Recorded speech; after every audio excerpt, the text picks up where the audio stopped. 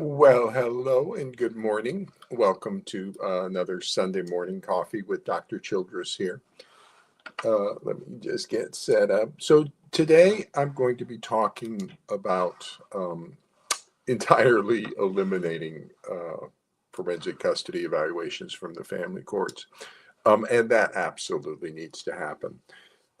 Forensic custody evaluations and this quasi-judicial role for doctors developed in the 1980s in our first encounter with this divorce and custody issues in our cultural change.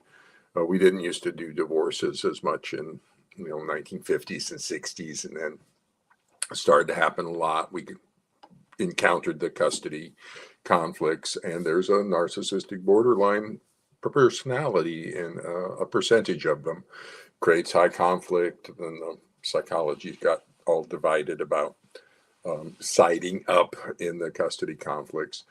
And so this group of psychologists called forensic custody evaluators developed this new role for themselves.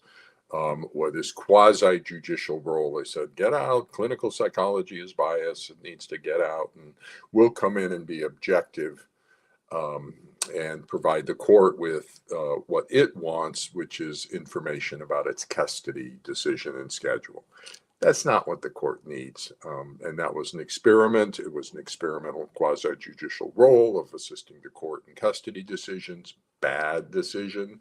That never should happen. Courts decide on custody. Doctors diagnose and treat pathology.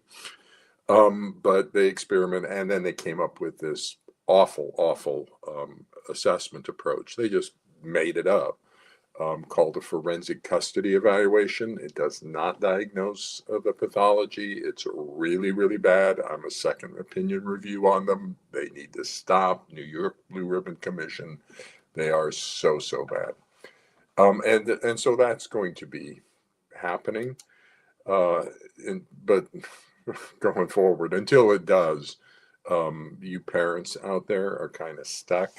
Your attorneys are kind of stuck. Everybody's stuck because there's no mental health services, no clinical diagnostic services, no treatment services. It's all forensic custody evaluations, and they're awful.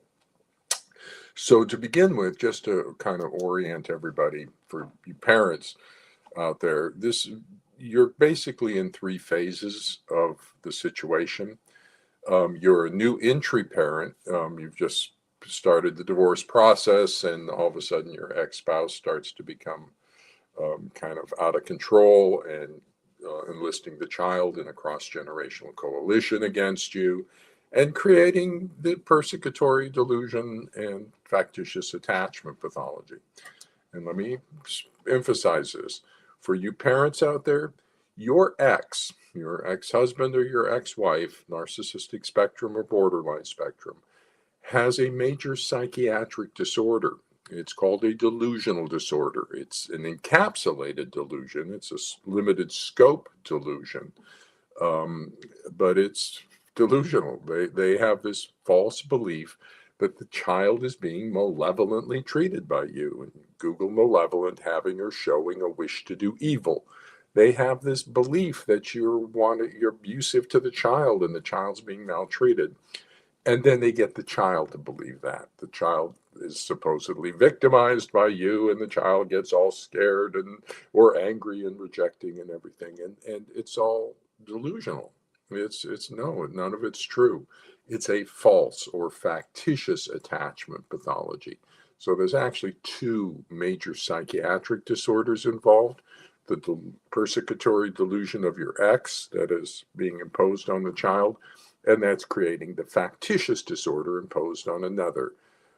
That's a second DSM diagnosis in this. So we have major psychiatric disorders in your family that need to be diagnosed and treated. They're not being diagnosed and treated. As a result, the child psychological abuse, which is what this is, child psychological abuse by your ex-spouse, is not being diagnosed, identified, is not being treated, fixed. And so it's just a nightmare. And we have hundreds of thousands of cases of child abuse in the last 40 years that have gone undiagnosed and untreated. and about 10 to 20,000 new cases entering the family courts every year. It's of undiagnosed and untreated child abuse, and that's you. For the new entry parents, you thought you were just getting a divorce, and all of a sudden it starts to spin out of control, and you find yourself in the legal system. You're disoriented by the nature of the symptoms. Your child's delusional, the child's a factitious pathology, and so you're disoriented by that, and you're disoriented by the legal system that now has control over your children and whether or not you see them. And so you're in a very vulnerable place right now. And so that's one set of parents. The second set of parents is about 2 years into this process. Everything's a mess, and the family courts have not been responsive. There's been false allegations, or the child's refusing to come be with you, violations of court orders, contempt, and you're going back into court now, fighting it about 2 years in. That's typically where you get the custody evaluation. Somebody will say, well, you need mental health input, and the only thing they offer you is a custody evaluation. They don't offer you a clinical diagnostic assessment, you or the court. They only give you a custody evaluation if you want mental health involvement. So you go ahead and do that. That's your middle phase. And a custody evaluation will cost you about $20,000, $40,000 in that range. It takes about 6 to 9 months, which is exceedingly long. Everything stays frozen while everybody waits for this leisurely evaluation. The only differential diagnosis for a child rejecting a parent is child abuse by one parent or the other. Either you're abusing the child in some way, causing the child to want to flee, or your ex, the allied parent, is psychologically abusing the child, creating that shared delusional disorder. So it's child abuse by one parent or the other if I've got the symptoms of such severe attachment pathology, the child seeking to flee from a parent. It's child abuse somewhere, be one parent or the other, either true, targeted parent, or false, allied parent. So taking 6 to 9 months to do this, to assess for possible child abuse is just phenomenally bad. But that's the only thing you get an offer. And then they don't return a diagnosis, and nobody ever diagnoses. And then you get the master's level treatment people who don't recognize delusional thought disorders, and they believe it, and then it just gets a mess. So that's the middle period that you're in, about 2 years of doing that. Your younger children, the oldest child fell first and became pathological first, and now the younger children are starting to come into line, and everybody's lining up on that. Then you go into the final phase where the children begin to age out. Your oldest children are turning 17, 18, 19, 20, and the younger ones 12, 14, 16. And so they begin to move through and age out. Everybody just says, well, we didn't fix your family, sorry. And then they just abandon you to the destroyed lives, you and your children and everybody, and they go on to the next new entry family coming in. It's a repetitive cycle. So while I am in the family courts for 15 years, I'm on a linear path of solving this, and it has to do with institutional capture and betrayal. But I'm on a linear path to solve this. But you guys are on a circular path. You just kind of come through and go through this all the time. And there is no solution to this. This is what's going to happen to you. Fact. Because this is the system that you're entering. You just don't realize it. You come in as a new entry parent, and you kind of come in naive, thinking that the mental health system is going to take care of you, right? The court system will learn. And no, it's not. Everybody exploits you financially. They're just coming after your bank account. They'll take all your money, and then as soon as they have all your money, they'll throw you away. And then they'll move on to the next one, the next one, the next one. And they kind of know what they're doing. They just don't want to know what they're doing. But everybody kind of knows nothing is changing. They're not fixing anything. And here's the situation. Everyone else in ADHD, autism, depression, anxiety, substance abuse, everyone else gets diagnosis and treatment. You are special. You get a forensic custody evaluation that doesn't diagnose and doesn't treat. It's financial exploitation, no diagnosis, no solution, and destroyed lives. Lucky you. So how did you get so lucky to get this special group of psychologists who don't diagnose and treat? The 1980s, they came up with this experiment, and they captured the institutions. So they clinical psychologists left because it's too dangerous to work in the family courts. So the diagnosis and treatment people, they don't work in the family courts. We gave you to our bomb disposal experts, dealing with narcissistic borderline in the family courts. So holy cow, nobody wants to deal with that. We'll give it over to these forensic custody evaluators, and we let them do whatever they wanted to you for 40 years. Experiment on you with their new custody evaluation approach, and then they came up with parenting coordinators, and then they just making all sorts of stuff up. Okay, and I know, I read the reports, and the New York Blue Ribbon Commission looked at them and said, "Ooh, these are really, really bad." So that's the situation, and until we break your capture in the isolation, there's no solution for you. So you can come to me and talk with me, and I can review your documents and everything. But we don't have mental health therapists out there. We don't get the diagnosis of the major psychiatric disorder and child abuse. That's foundational to treatment. We need that diagnosis, the accurate diagnosis that your ex has a persecutory delusion that they're imposing on the child. That's child psychological abuse. Now we can come in and treat the child abuse. But if we don't do that process of diagnosis and then moving into treatment of the actual real diagnosis, then we get crash and burn. I mean, nothing gets solved, and the child abuse gets overlooked, undiagnosed, untreated for 40 years. The AI estimates we have around 300,000 to maybe a million child abuse victims from the family courts over the last 40 years, and then half as much in terms of the targeted parents who were spousal abuse victims. So it's a scandal is absolutely coming once we stop the forensic custody evaluations. Then everything is going to fall apart. So the situation you are in is called regulatory capture, initially introduced by Stigler. Here's this is the wrong institutional betrayal trauma. Oops. No, this is regulatory capture by Carpenter and Moss, preventing regulatory capture. This is Smith, Carly, and Jennifer Freud, or Carly Smith and Jennifer Freud, institutional betrayal trauma from the American Psychologist.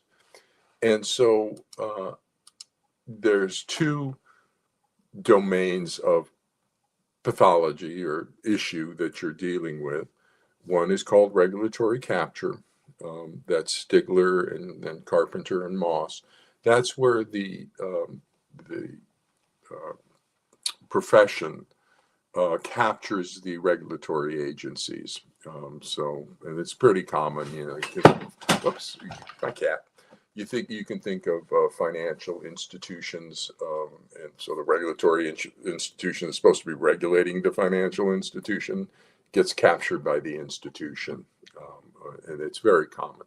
And that's the situation in the family courts. The licensing boards, the APA, has been captured by the forensic custody evaluations or evaluators. Then the institutional betrayal trauma, that's Freud, Jennifer Freud, and she has now an institute for institutional courage, which is the solution. The institutions have to step up to this, and so that's the issue Those are the two issues that are going forward. Textbook examples of this in the family courts. I've spent 15 years in the family courts documenting this. And so we have I have two notices to the American Psychological Association Ethics Committee, notices to the board of directors of the AFCC. Now I've got documentation going into the licensing boards about what's happening. And I'm going to continue until I die. And so eventually they will stop forensic custody evaluations. And then we can actually get a solution for the child abuse. It's child abuse. Stop using made up pathology labels. It's not parental alienation. It's child abuse. Use the real words. It's a delusional disorder. So recently I've just posted a blog on the experiment on children and parents.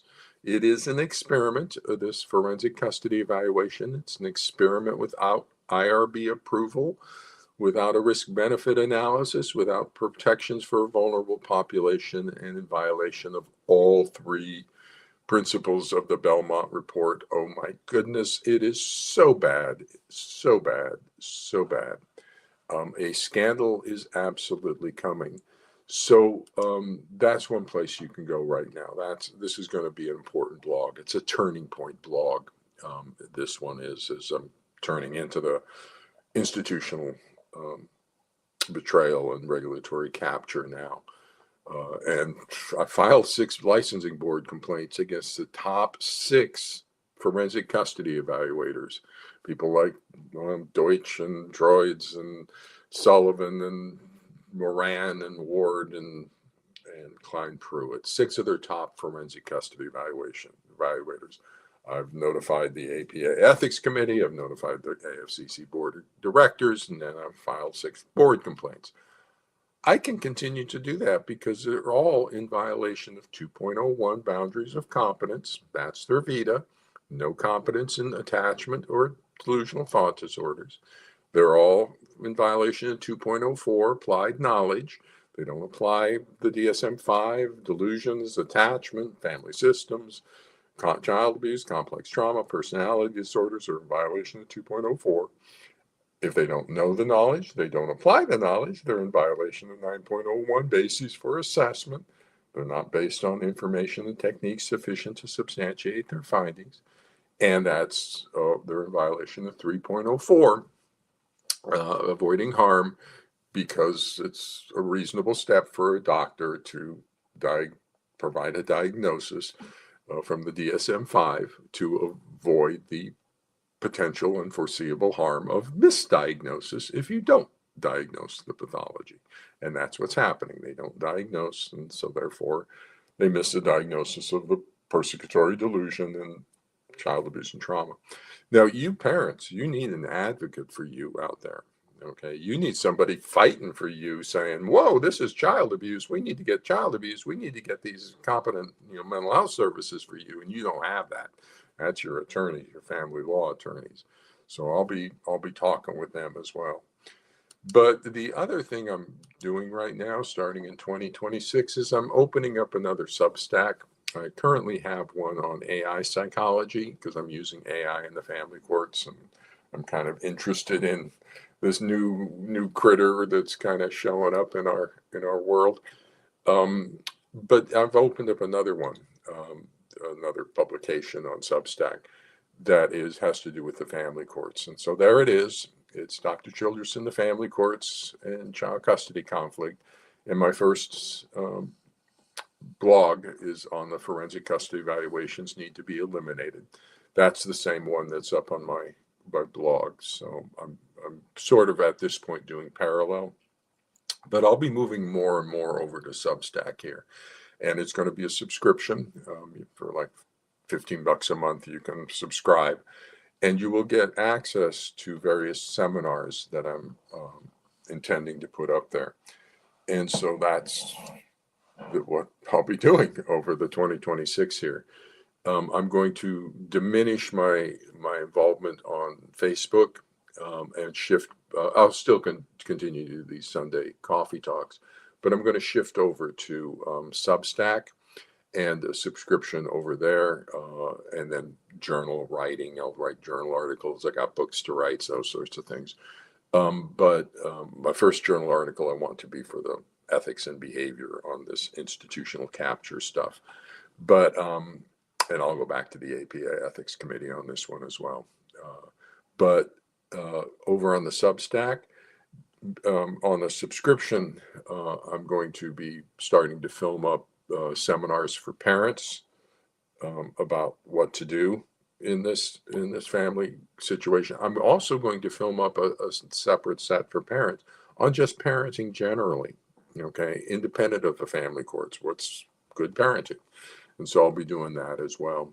So there'll be parents series of video seminars, as well as seminars for the psychologists or mental health professionals. So I'll have professional seminars there.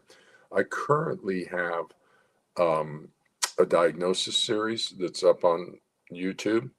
I'm mostly going to pull that back behind the Substack here.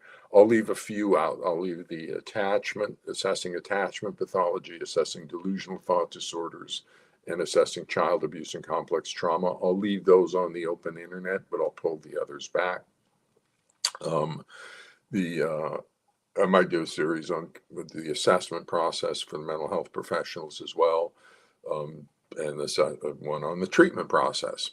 And so you'll have a whole bunch of series for mental health people on my Substack, subscription Substack. And then I'll do a seminar for family law attorneys about how they need to become zealous advocates and how they need to I'm not going to tell them the law, I'm going to tell them the psychology that they need to understand so that they can effectively advocate for their parents. And so I'll have those seminars available. Ultimately, I will take those seminars and turn them into courses and put them up through my website as courses available that people can sign up for. But in the meantime, I'm going to be developing the courses, the seminars, and so I'm going to do that on Substack. So that's kind of where I sit for 2026 as we're coming into it. I'm here. I'm available to review the forensic custody evaluations and the awful mental health reports and pretty much anything, emails, court documents, everything. I'm incorporating AI into the situation. So I'll be going forward telling you more about that. So I can just look at documents, feed them in, tell everybody what the documents kind of look like, using the prompt response log, a chat dialogue with the AI about what's going on. I'll have some interesting information coming forward on that as well for parents and things. But 2026 looks like a year of change. At some point, they are going to need to stop forensic custody evaluations. Let me talk about that a little bit more. The New York Blue Ribbon Commission on Forensic Custody Evaluations, only review ever conducted of forensic custody, found that they were dangerous, quote unquote, harmful to children, lack scientific and legal value, and that they produce defective reports that result in potentially disastrous consequences for parents and children. These are quotes from New York Blue Ribbon Commission, the only review ever conducted. Now, they voted 11-9 to eliminate them entirely from the family courts.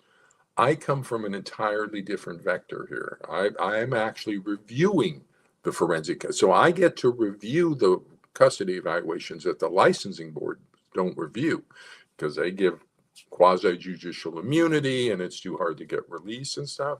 Well, I'm in the family courts getting authorization through the legal system through evidentiary challenge. So I get to read the forensic custody evaluations. They're so bad. I agree 100% with the New York Blue Ribbon Commission. So now you have two sources of information. Dr. Childress, who is highly competent and attachment and thought disorders and family systems, saying they should be eliminated entirely. And you've got the New York Blue Ribbon Commission out of the legislative branch saying they should be eliminated entirely because they are dangerous and harmful to children. The practice of the psychologists is dangerous and harmful. They're not saying the pathology is dangerous. It is. The pathology is dangerous and harmful to children. But they're saying the psychologists are dangerous and harmful. That should never, ever happen. No, the psychologist should not be dangerous and harmful to children. We need to stop this practice. How much does it take before the licensing board say, whoa, we're supposed to be protecting our citizens from incompetent mental health professionals? We need to stop this practice of custody evaluations. We need to give our citizens, our parents and children, diagnoses and treatment that solves the problem. DSM-5 diagnoses, delusional thought disorders, child abuse. How long is it going to take before the licensing boards step up? That's the next turn in, is the state licensing boards, 50 state licensing boards. That's the Association of State and Provincial Psychology Boards. That's the oversight for them. And from where I sit as a psychologist, and where my AI sits as an AI, we're thinking a class action lawsuit should be considered, because it looks like that's the only way to get the break of the institutional capture. A classic feature of abuse pathology is to isolate its victim from reporting and rescue. Okay, you can think about that little sexually abused child, and they're kind of groomed and isolated. That's what's happening to you. You're being groomed by the forensic custody evaluators and isolated from reporting and rescue so that they can just financially exploit you for their own career status gain, then throw you out when they're done with you. And you can ask any families that's been through the family courts what's happened with the forensic custody evaluators. They're really, really bad. You can look on their Yelp scores and stuff, and then people are just screaming how bad they are. They are the worst psychologist possible, practicing below the level of professional standards of practice, practicing below the APA ethics code. They would need to improve their professional standards of practice to become ethical. That's phenomenally bad, and that's what we're giving to the family courts and to you and to your children and child abuse situation. It is scandalous, and it's going to break. At some point they're going to stop it, and the moment they stop it, everything breaks. So with that, that's my Sunday coffee talk for this week. We'll check in with you next week, but I am on the path of breaking open the systems, of solving this for all children everywhere, because the moment it gets solved in any state, they stop the forensic custody evaluations, get back to clinical diagnosis and treatment. The moment that happens anywhere, it's going to cascade out. So if it happens in California first, then the other states, Pennsylvania, New York, Virginia, Texas, all the other states will start to fall in line. If it happens in New York or Texas or Florida or somewhere else first, but all the other states start to fall in line. Okay, so wherever it starts, and then the moment it starts in the United States, it'll roll up to Canada, it'll go over to England, it'll go over to Australia, and then from there it'll move into Scandinavia and Europe. And so it's the moment we break the capture, the moment we return to established psychological practice, the moment we end the experiment on children and parents in the family courts of these forensic custody evaluations, everything is solved for all children everywhere. Until we do that, there is no solution for any child or any parent or any court anywhere because of this situation, the institutional betrayal and regulatory capture. So with that, I'm going to head off to my Sunday, and good luck to everybody out there, and we'll check in with you next week about some other aspect of the family court pathology.